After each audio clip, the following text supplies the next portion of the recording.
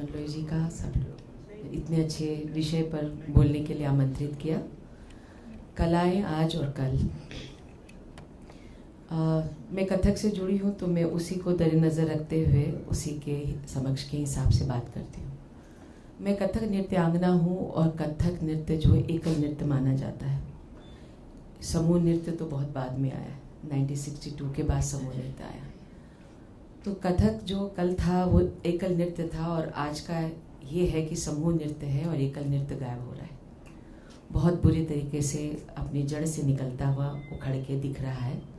बहुत कम गिने चुने आर्टिस्ट हैं, कलाकार हैं, वो चाहे सीनियर हैं चाहे जूनियर हैं, जो उसने उस रिवायत को पकड़ी हुई है। ये बड़ी दुख की बात है।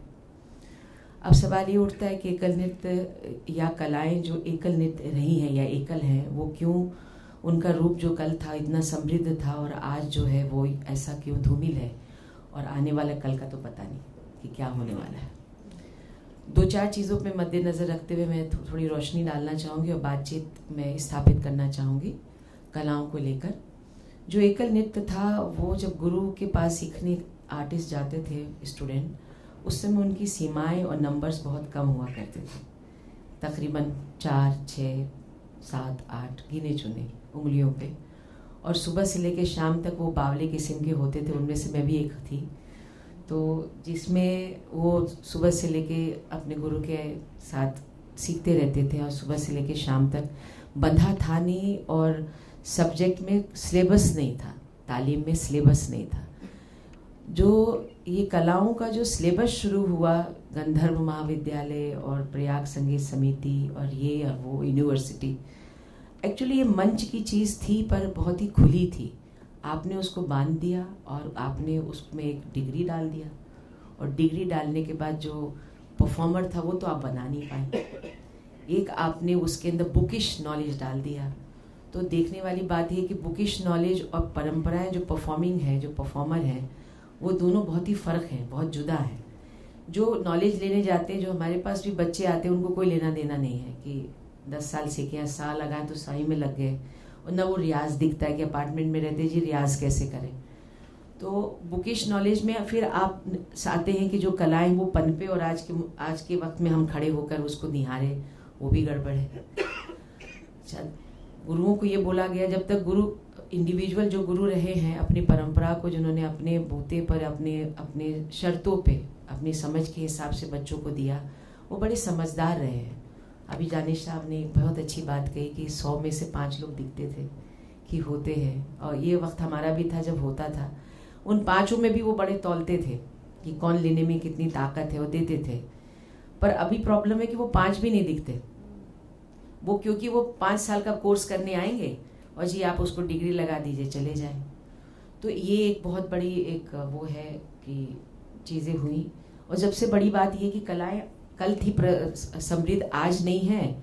तो उसकी सबसे बड़ी बात जो हकीकत ज़मीनी बात वो है कि सपोर्ट नहीं है, फाइनेंशियल सपोर्ट। जो कलाएं पनपे जब ज़मीन अच्छी मिले, जब ज़मीनी अच्छी नहीं मिलेगी, उपजाऊ नहीं मिलेगा, खाद नहीं पड़ेगी, तो कहाँ से वो पनपेगी। और अगर पनप भी गई इंजेक्शन दे के, वो तो कितनी ऊंची तक जाएगी। दरख्त नहीं बन सकती, पेड़ी बन जाएगी। और कलाएं जो हैं वो दरख्त का काम करती हैं, और दरख्त तो बहुत पनपता है और बहुत लंबे तक चलता है। उसकी कोई वो मियाद नहीं होती कि कितना लिया जाए।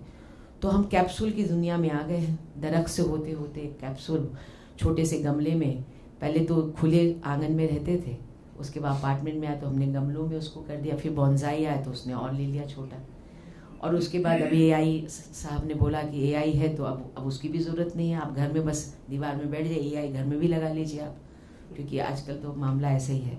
तो कलाओं को ही हमें बड़ी हकीकत ज़िंदगी से देखनी पड़ेगी। जो परफॉर्मर है आज के ज़माने के, जो गुरु बन गए हैं, या मेरी उम्र के जो लोग हैं, या जो बहुत टैलेंटेड यंग भी हैं और बहुत सीनियर हैं, वो कम से कम उन पे ये दायित्व होता है कि वो इसको किसी तरह से भी चलाते हुए किसी तरीके से भी चलाएं।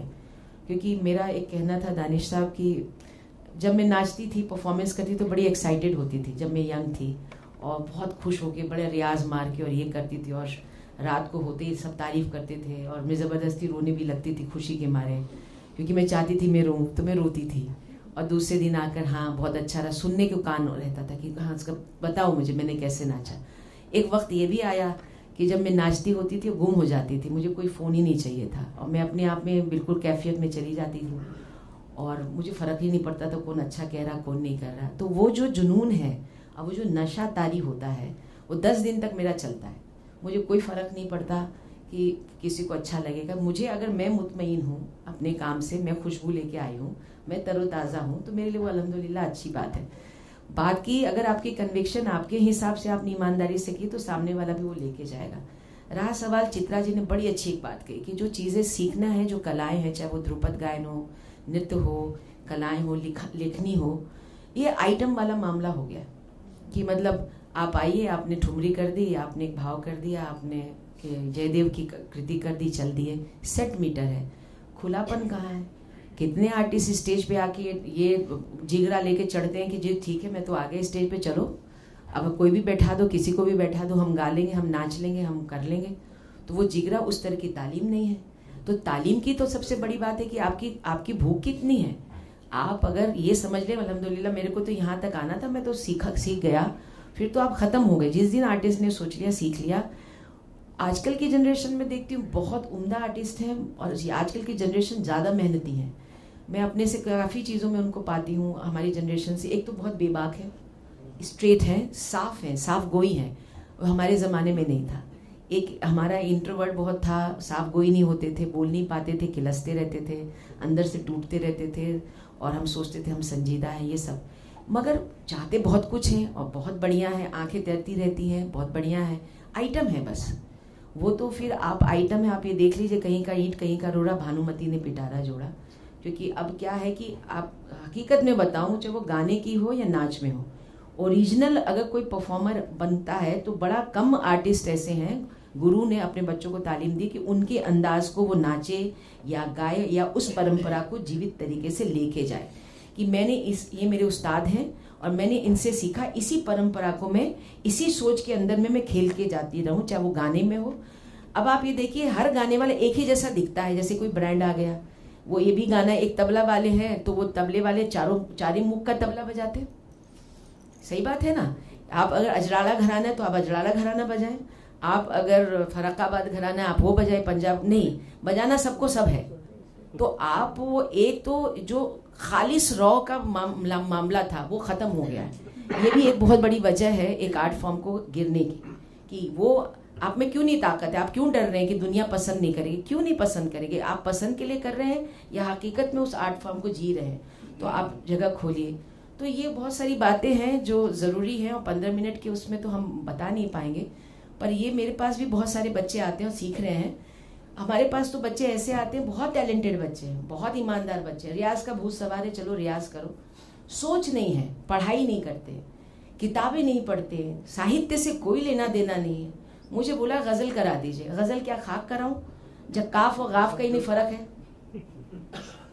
क्या बोलेंगे वो क्या नहीं। अरे भी अल्फाज की जब आप बोल रहे हैं, बातचीत करने में ज़ेर और ज़बर का फ़र्क आप समझिए।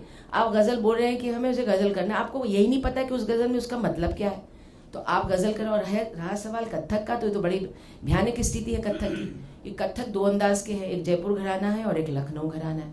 लखनऊ घराना मेनली, बनारस घराना भी है और रायगढ़ घराना है, वो सब है।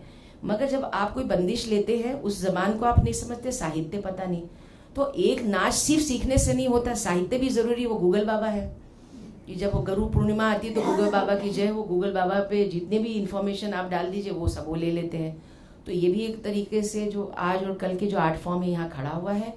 फाइनेंशियली बहुत क्राइसिस है, सपोर्ट सिस्टम बिल्कुल नहीं है, बड़े बड़े आर्टिस्टों को पैसा नहीं है, तो जो यंगस्टर है वो सर्वाइव कैसे करेंगे?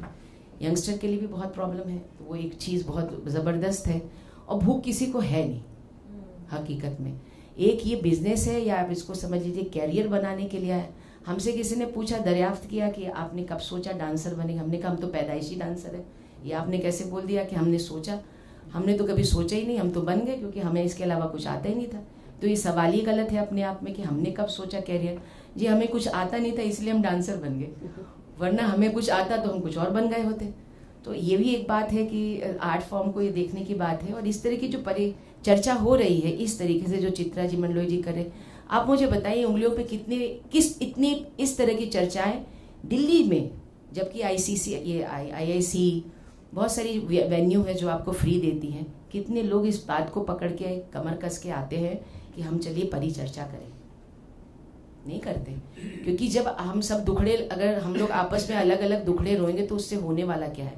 परिचर्चा में एक और दूसरी बात जो सबसे बड़ी बात है, वो जो न्यूज़पेपर्स हैं, जो मीडिया है, वो जो सेंसिटिव थी, जो एक खास तरीके से पेज देते थे, उन्होंने वो हटा दिया, पूरी तरीके से ज़मीन खींच ली आपके ज़मीन नीचे पैरों से।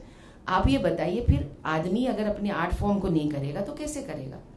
मैं अभी रिसेंटली बात करके ख़त्म करती हूँ। रिसेंटली मैं एक प्रोजेक्ट किया था, मैंने द सॉन्ग ऑफ बुलबुल कुछ किया था मैंने, यूके का एक प्रोजेक्ट था जिसमें कंटेम्प्रेरी डांसर है और उनकी कंपनी है, ब्रिटिश की काफ़ी बड़ी कंपनी है। तो the Bulbul soul of journey मैंने एक किया। मेरा कॉन्सेप्ट था कि एक आर्टिस्ट की ज़िंदगी भी बुलबुल की तरह होती है, क्योंकि वो बुलबुल जितना वो दर्द मिलता है आवाज़ में उतनी ही मिठास हो जाती है, क्योंकि जो दर्द का नगमा है वही एक्चुअली हकीकत में आवाज़ है। तो उसके ऊपर ये काम किया था। और कथक का अंदाज था, वो कथक भी जानते थे, और कंटेम्प्रेरी तो अंदाज ये था कि 60% कथक रहेगा, 40% कंटेम्प्रेरी रहेगा। होते होते वो 40% कैसे हो, क्योंकि मैंने वो पहली बार मैं खुद करते करते मैंने सीखा कि हमारे इंडियन आर्ट फॉर्म में, मैं तो कथक से हूँ तो इसलिए मैं कथक की बात करूँगी, इतनी जगह है, विस्तारता है, वो चाहे गाना है या नाच है, कि आपको हर वो दरवाज़ा मिल जाएगा जिसकी तलाश हर इंसान को है, और हर वो संगम मिलेगा जहाँ पे हमारा आर्ट फॉर्म जाके मिल जाता है और एक सार हो जाता है, अपनी शक्ल में उसको ले लेता है। इतनी ताकत है हमारे आर्ट फॉर्म में कि अगर हकीकत में आप उस काम को करते जाएं तो वो सामने वाले को भी अपने में मिला लेता है, और फिर उसमें रंग में ऐसा रंग देता है कि दो रंग तो दिखता ही नहीं है। जो मुझे बहुत अच्छी बात लगी, वो एक चीज़ बहुत अच्छी है, विदेश में अभी भी टिकी हुई मामला टिका हुआ है, क्योंकि वहाँ पर स्टार्स मिलते हैं, न्यूज़पेपर्स के स्टार्स मिलते हैं। आपने प्रोडक्शन किया, यहाँ की तरह लल्लो चप्पो नहीं होता कि फ्रंट सीट पे राइटर को बुलाया जाए या आप राइट लिख दीजिए और उनको बुलाया जाए। चुपचाप साइलेंट आदमी आते हैं, पीछे के कहीं पे कोने कहीं पे खड़े बैठे रहते हैं, और वो आपको प्रोग्राम्स देखते हैं और फिर उसके बाद अपने रिव्यूज़ लिखते हैं, और आपको स्टार या 3 स्टार 4 स्टार 5 स्टार्स मिलते हैं। It is just like a Hollywood star. Hollywood की फिल्मों को भी स्टार्स मिलते हैं। ऐसे ही उन्होंने डांस फॉर्म्स को इतने अच्छे से, सिस्टमेटिक है उनका, एक तो सपोर्ट सिस्टम बहुत अच्छा है, फंड्स बहुत अच्छे हैं, आप करोड्स एंड करोड्स रुपीस के फंड्स हैं। ये जो प्रोजेक्ट मैंने किया था तकरीबन 78 करोड़ का प्रोजेक्ट था, और उस 78 करोड़ के प्रोजेक्ट्स के अंदर 3 कंट्रीज हो गए। 3 कंट्रीज में उन्होंने काम किया, और इनके पास लेविश, मतलब अगर आप प्रोग्राम्स देखेंगे तो उन्होंने 4 शोज हुए थे, चारों शोज बिल्कुल हाउस पैक थे। पैसा इन्होंने इतना जनरेट किया, और 5 स्टार हर प्रोग्राम को मिला। एक ने 4.5 स्टार दिया। वो स्टार तय करता है कि लोग वो स्टार देके टिकट्स खरीदते हैं। तो आप ये देखिए कि सरवाइव होने के लिए एक आर्टिस्ट को ये जो मीडिया है कितना सपोर्ट करता है। हमारे इंडिया में कहाँ है? आप फिल्मों देखिए, फिल्म भी खत्म हो गए। अब जाहिर सी बात, इंटेलेक्चुअलिटी होती है, लोग सपने आते हैं, नींद आने लगती है। तो हमारे यहाँ पे टिकट नहीं है, टिकटेड शो नहीं है, हमें गुहार करना पड़ता है, कृपा करके आइए प्रोग्राम देखिए। 100 रुपये की टिकट आप नहीं लगा सकते, आपके ऊपर ये सारी चीज़ें। तो स्टार्स मिलने से उनके प्रोग्राम्स बढ़ते हैं, और अब बढ़िया होते हैं और सर्वाइव हो रहे हैं, और इंटरनेशनली प्रोग्राम, और इतने अच्छे कनेक्शन है। एक प्रोग्राम को वो पहले से प्लान करके जाते हैं। तो ये काफ़ी चीज़ें हैं। हम सिर्फ ये बात ज़रूर कर सकते हैं कि इंडिया में कलाओं की जगह जो है आज और कल में क्या, पर एक और ज़रूर होना चाहिए जहाँ पे कलाओं को हम सामंजस्य तरीके से देखें कि हमारे यहाँ की कलाएं और बाहर की कलाएं किस तरह से पनप रही है, उन्होंने कलाओं को किस तरह से काम किया है। जैसे कि मैं ख़त्म करती हूँ, चाइना के अंदर जिस तरीके से यूनिवर्सिटी बनाई गई है आर्ट को लेके, उन्होंने पूरा मार्केट यूनिवर्सिटी के अंदर ही कायम कर दिया। आपको बाहर जाने की ज़रूरत ही नहीं है।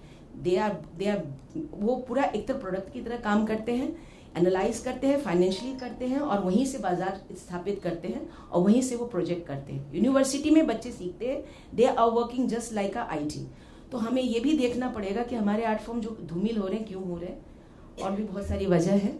बट फिर भी मैं उम्मीद बिल्कुल रखती हूँ, मैं बहुत ज़्यादा उम्मीद रखने वाली भी मैं हूँ, और मुझे उम्मीद है कि ज़रूर अच्छा होगा। और मुश्किलात तो बहुत है, बहुत ही ज़्यादा मुश्किल वक्त गुजर रहा है हम सभी के लिए, काफ़ी वक्त से 4-5 सालों से तो और भी मुश्किल हो गया, पर उम्मीद ना छोड़ें। Thank you so much.